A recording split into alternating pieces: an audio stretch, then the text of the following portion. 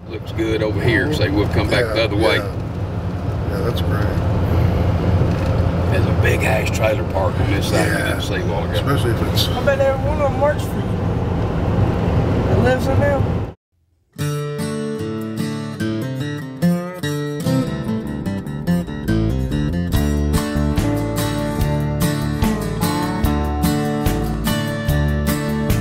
People say I'm no good and crazy as a loon. My first job was at Piggly Wiggly, sacking groceries. I'm a grocery sacker by trade. And then I went to work with my grandfather. You know, where he built furniture and stuff like that, lawn furniture and other furniture, but I worked for him for a few years and then wound up at Goodyear. And in the process, I was a musician the whole time, playing in bars every night. 3, 4, 5 nights a week, and got married when I was 18, still in high school, and had to sack a lot of groceries, buddy. I mean, it took a lot of grocery sacking to handle that, but that was my first wife, Pam. Sweet as she could be. All right, now where do we go from there? Where do we go from there? I mean, wife number 2, Julia, an angel. My first wife should have killed me. My second wife tried to kill me. And then we'll go on to wife number 3, Leah. Leah was wonderful, and just things didn't work out, and so now I'm looking for ex-wife number 4. I'm Leah Seawright, and I'm Ron's ex-wife, 3rd ex-wife. And I'm the mom of Katie Jo, and JT and Sam. I'm a singer-songwriter, been doing music all my life. It's really all I'm good at sometimes. And I'm a mom, so that's pretty much sums me up. Great. Oh God, stuck my gum under here. I know, sorry Ron. People are amazed at how well he can balance having a family, a lot of kids, a whole lot of kids, and all the businesses that he runs, and still be successful and still have a good attitude, which he does every day. Well, I'm sure there's moments when there's job issues that he has to kind of be the whole, you know what I mean? But for the most part, great guy to work for. And as far as balancing that and having kids, I think he's done a great job. You know, he finds time to help coach the football team for Sam and JT, plus his job. And he's got, you know, he's acquired a lot of great people that think the world of him, that he can trust to kind of delegate to, that kind of keeps the overall wheel rolling. And but it's pretty amazing when you stop and think about it, how, you know, with all the businesses and still having kids. And even his oldest kid, from his oldest boy that's 6 foot forever, he calls him baby. He calls them all baby. So he babies them all. He can be cussing them out, and he's like, damn it, baby! All right, baby. All right, let's call Scott, make sure he's... My name is Scott Seawright. My position is vice president, but I do quite a few different things. I do part of our accounting. I guess I'm the sales manager over our salesmen as well. Help manage our other farm system stores where we put the poultry equipment in. We're a chore time dealer, so we not only can build the structures, we actually put the equipment in. And these days, the equipment is as high as the construction. Well, our main focus and our background where we started is poultry houses. Some people call them coops. I mean, last year we did, in 2013, we did right at 40 million, and this year we're on pace to do closer to 50 million. 2 things, my family and my employees. I don't have them, I don't have nothing. I wouldn't even work. I'd live on a creek bank somewhere in a house trailer. Wouldn't do nothing. But my employees are important to me, or as important to me as my family. I feel an obligation to them. So when I'm not trying to do business the right way, I'm thinking about, okay, you know, what about them? If something happened to me, it happened to them. So that's the reason we have the relationship that we have, and I think that's what's made me successful. My name is David Gaylor. I am a friend of Ron Seawright's. I've known him for a good 18 to 20 years at least, actually 20 years probably. Always known Ron to be a straight ahead kind of guy. Always up front, always honest in his dealings with people. Well, Ron is really a hands-on kind of guy. He literally took a chainsaw and a truck and he built this enterprise that builds poultry houses from that humble beginning to probably one of the largest businesses in the world that does that kind of work. It certainly does probably 250 to 400 a year easily doing this kind of work, and so that's quite an accomplishment for somebody that's just come from those humble beginnings. You know, you can do $50 million a year worth of business, but you still have to worry sometimes how you're going to pay your bills. You do $50 million worth of business, don't mean you've made $50 million. That means the long run. And when your cash flow stops, it gets serious. It gets serious sometimes. And I start wishing one of my employees owned it, and I was out there running that dozer. And I do that a lot of times. I'll go out there to the dozer, get on the dozer and run it. It's just pastime to me, you know, to help on the dirt crew.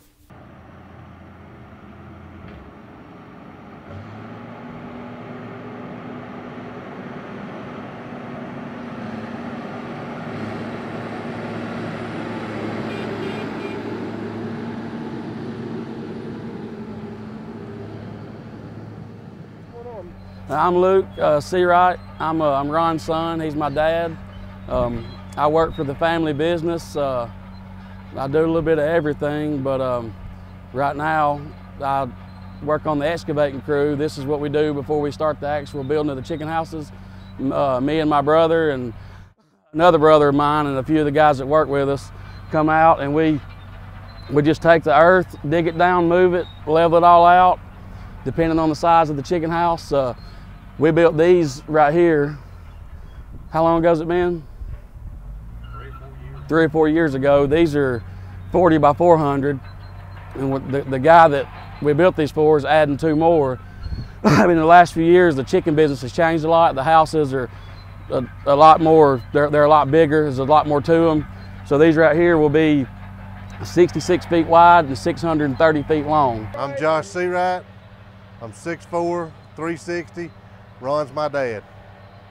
Yeah, we were gonna take him down, throw him in the pool. Me and all of my buddies got together. When I got a hold of him, I didn't have any buddies left, and he held me down and gave me kisses in front of all the girls. Well, we got drama, we got comedy. We love each other one day, we hate each other next. It just, if you can't make a show about us, then you can't make one about anybody. Bye, I love you. Love you too. I'll just holler at me. I'll talk to you in a couple days. Okay. All right, that right there was scripted.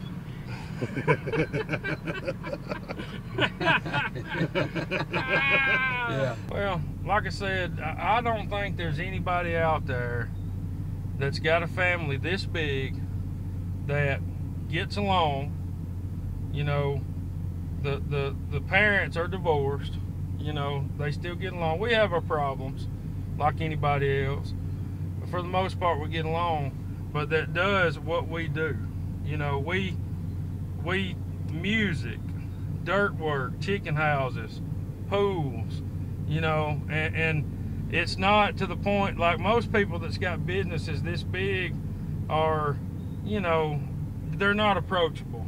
You can't come up and talk to them. We're just your everyday folks. I mean, we cut up, we have a good time. You only get to live life once. You don't need to be, you know, pissed off all the time and not enjoy yourself.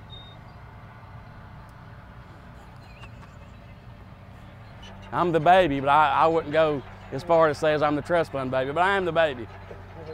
Well, let me rephrase. I was the baby for a long time, but now there's some younger than me. I was the baby for about 13 years. I am Katie Jo Seawright. I'm Ron's daughter, and I have a 16-month-old little girl named Avi James Seawright. My dad, he's really caring about everyone. He'll help anyone he can as best he can, and he's funny, he loves to cut up, and sometimes a little OCD about some things, but he's just a big old teddy bear. I'm really proud of my dad. He works very hard, harder than anybody I know, and you know, he is a great dad. He loves doing stuff with the boys, and even if he's had a really long work day, he still puts a smile on his face and cuts up with the boys, or works on a race car, or buys a race car. He's a great dad. I am Craig Tumlin. Ron is my oldest brother. Houston Tumlin is my son. He was in the movie Talladega Nights. I threw a bunch of Grandpa Chip's war medals off the bridge. That sounds like a good day. You better shut up, Chip, or I'm gonna go ape shit on your ass. Shut up, Chip, or I'll go ape shit on your ass. Go shave your balls, you dusty old fart. His nickname is Hollywood. He doesn't really like the nickname, but people call him that because he had a fairly large role in the movie Talladega Nights. My name's Houston Tumlin. My nickname is Hootie. Here recently, everybody's been calling me Hollywood. I landed a big role in Talladega Nights when I was 13. I played Walker Bobby, Ricky Bobby's oldest son. They're terrible boys. Shut up, Chip, or I'll go ape shit on your ass. Yeah! Yeah, turn up the heat. Go on and get some, boys. Come on. I'm 10 years old, but I'll beat your ass. Greatest generation, my ass. Tom Brokaw is a punk. What is wrong with you? Have fun with that. We'd like to get there, and working here at my Uncle Ron's lumber shop, maybe that'll help me get farther, so.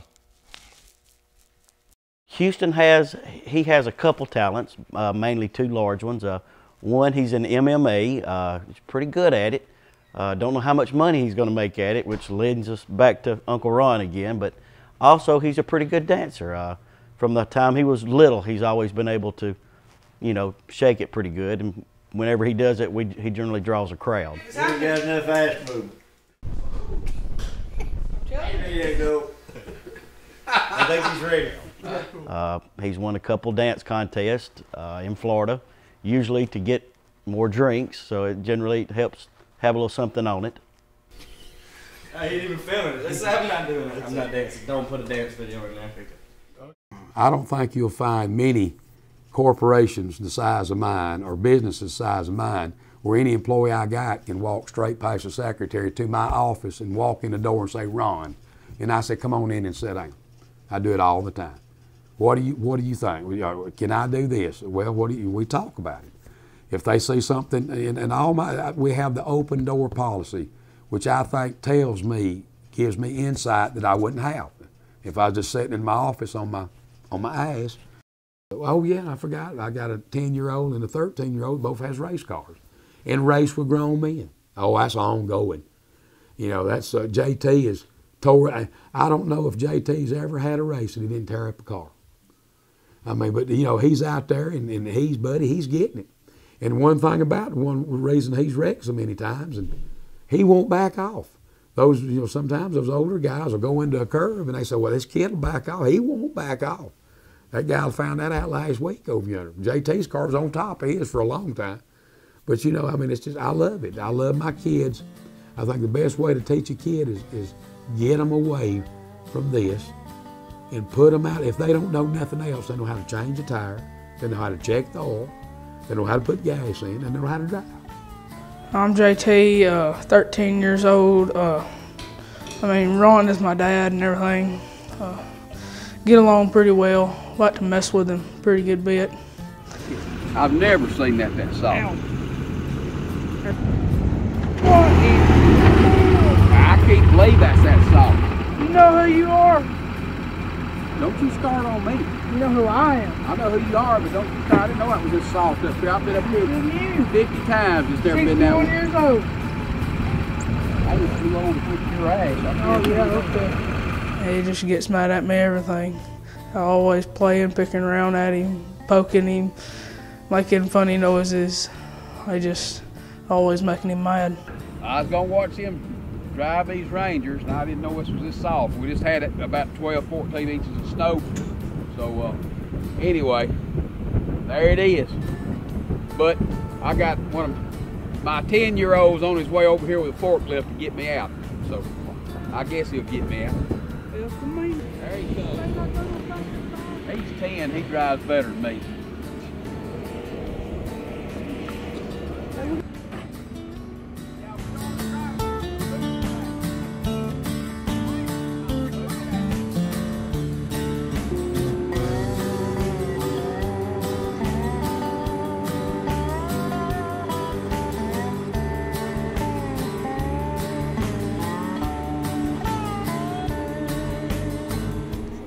I'm Sam C. Wright. I'm 10 years old. I'm in the 4th grade, and my dad's Ron C. Wright.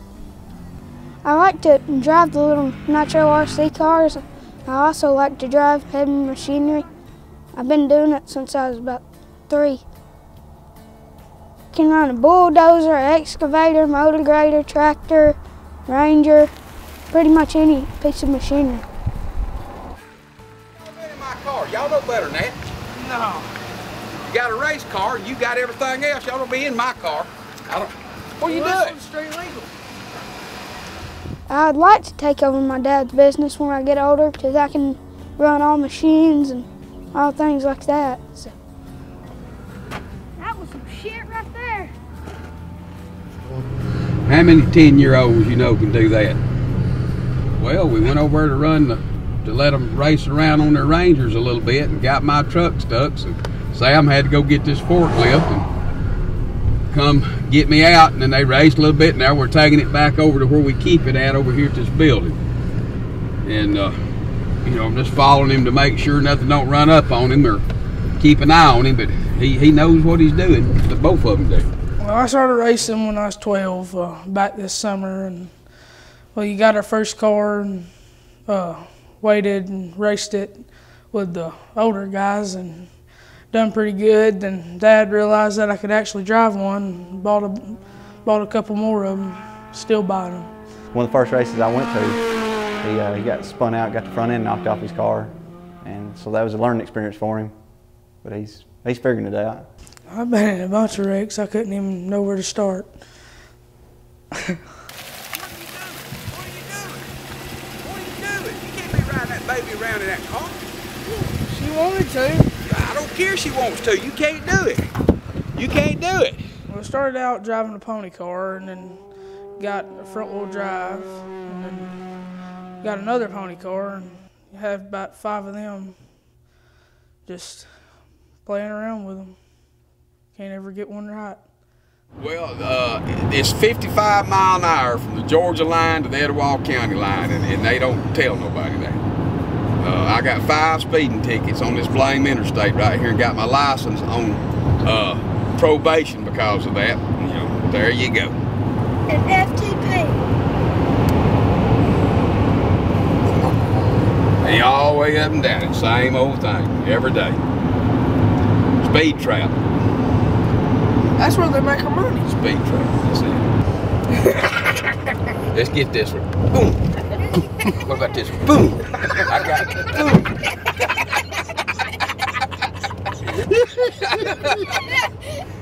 I think the C. Wright family would make a great show because I'm not supposed to be looking at the camera, I'm supposed to be looking at you. I just like you looking into the camera, but okay. Look at me. All right. Are we rolling? Okay, the light's on. I think the C. Wrights would make a great show because it's so relatable.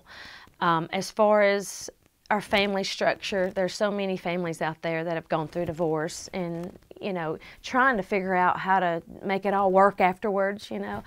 I think we've pretty well adjusted to that. Ron's had a lot of experience, by the way. No, but this is my first time adjusting. But we just show, I think that America will see that it can be done, and if you put your kids first and you kind of put your differences aside, and I know it's hard to do, but I just think with all the, it's not a fairy tale bubble life that we live. We went through hard times, we went through hurt, we went through emotional times, but we also get to experience a lot of joy and through the kids and all the chaos, and you just kind of fall in love with the whole picture of the struggles that we face and we've overcame, and now here we are. You know, we're all about supporting our kids and all of us growing together. We're pursuing a show because, you know, I'd been approached 2 or 3 times, 3 times as a matter of fact, with possibilities of doing a show. And I've had them talk to me and everything, but I never was comfortable with doing it. I had to stop and think about it a lot to make sure it wasn't going to come in here and make me look like Ronnie Boo Boo. You know, I'm just telling it like it is. I'm not Ronnie Boo Boo. We want to do an unscripted show because back in the backwoods Alabama, most of these people that work for me can't even read. Hell, how are they going to read a script? Just let them be them. My kids, we don't script either, you know, and then you know, that's what we want to do. Flick Wilshire, you know, he's been a Wilshire, however you want to call it. I mean, I don't know exactly, but I just call him Flick. But anyway, you know, me and him's done other stuff together on music videos and stuff like that, and he's filmed stuff for us. And, you know, I got out with him and I said, Flick, why don't we just take a whack at this? Because, you know, somebody coming in here and doing a sizzle reel on me and spending a day knows nothing. You know, we're trying to do this where we show everything that we do, you know, from building to music to trying to portray a family, even a broke up family 3 times, the whole shooting match. I mean, there's stuff on you from my first wife, my second wife, and my third wife's kids. And I could get every wife I've had in this room right now, and I don't think you'd get one of them saying anything bad about me, except for Julia, and she'd just be kidding, but she'd call me an SOB, but that's what she's always called me. It ain't nothing, no big deal. But we feel like we have something to offer that America would like to watch, you know, see what it's like for somebody that runs the business I do to come home, as you seen a while ago, me washing dishes, you know, washing clothes, washing dishes, and that's part of life, you know. And I didn't understand until me and my third wife, Leah, divorced, and I started keeping kids, how hard a job a mama has. Running these businesses ain't shit compared to what a woman has to do to raise a family. And I want to show that. I want to show that as a man in the position that I'm in, I'm not ashamed to wash dishes. I'm not ashamed to run back and forth to ball games. You know, I do everything with my kids. And, you know, now 25 years ago, I wasn't that much of a man. I tell you, you have to tote a purse, you have to wash a dish, you have to wash clothes, you have to make up a bed to be a real man. And that's life according to Ron.